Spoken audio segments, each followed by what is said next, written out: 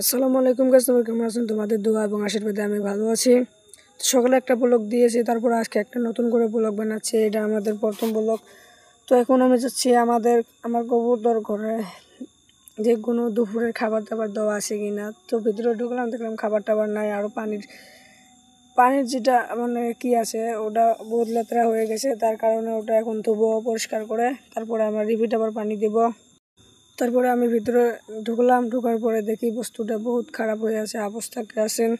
তারপরে এটা হাতে নিয়ে পানিগুলো ফেলে দিলাম, তারপর নতুন করে পানি দেওয়ার জন্য গেলাম আমাদের কলের পাড়ে।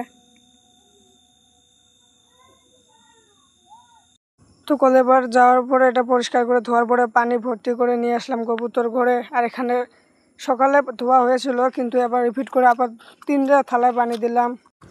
3 জায়গায় পানি দেওয়ার কারণ হলো যে এক জায়গায় খাবে আর 2 জায়গায় গোসল করবে কবুতরগুলো, মানে 2-3 দিন ধরে ঠান্ডার কারণে পানি দেওয়া হয়নি। তো আজকে রোদ পরিষ্কার দিলাম। তো এখন দেওয়ার পরে দেখি কবুতরগুলো গোসল করতেছে একবারে 2-3টা করে। তো তাদের গোসল করা দেখে মনে হলো যে আমারও গোসল করবো, কারণ আমার আজকে টিউশন আছে বিকালে।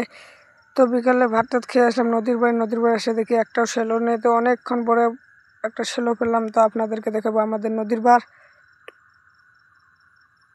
তো প্রচুর পরিমাণে এই ব্যবস্থাটা নদী ভেঙেছে মানে এটা হলো আমাদের ফুলকাটারি ব্রিজ, যেটাকে ফুলসিরাতের ব্রিজ বলা হয়। কারণ 7 বছর ধরে প্রায় কাম চলছে, এই পর্যন্ত 3-4টা খুঁটি ক্লিয়ার হয়নি। তো এটাকে ফুলসিরাতের ব্রিজ বলা উচিত। তো এটা হলো আমাদের ফুলকাটারি বাজার, যেখান থেকে আমরা বাজার সদাই করি। তো তারপরে বাজারে নামার পরে একটা টোটো করে চলে আসলাম আমাদের আলমগঞ্জ বাজারে, যেখানে আমরা টিউশন পড়ি। তারপরে চলে আসলাম আমাদের ছাদে, টিউশনের বিল্ডিংয়ের ছাদে। তো আসার পরে টিউশন শেষ করে আবার চলে গেলাম বন্ধুদের সাথে অল্প রাস্তায়। তো রাস্তায় এসে দেখি একটাও গাড়ি নেই। তো অনেক তপস্যা করার পরে ধরো একটা গাড়ি পেলাম। তো এখানে কোনো ধরনের সময় নষ্ট না গেলে সোজা চলে আসলাম আমাদের ফুলকাটারি বাজারে। সব এগুলো তোমাদেরকে দেখাতে পারিনি, তো সোজা চলে আসলাম বাড়িতে। সবাই ভালো থাকবেন, খোদা হাফেজ, ধন্যবাদ।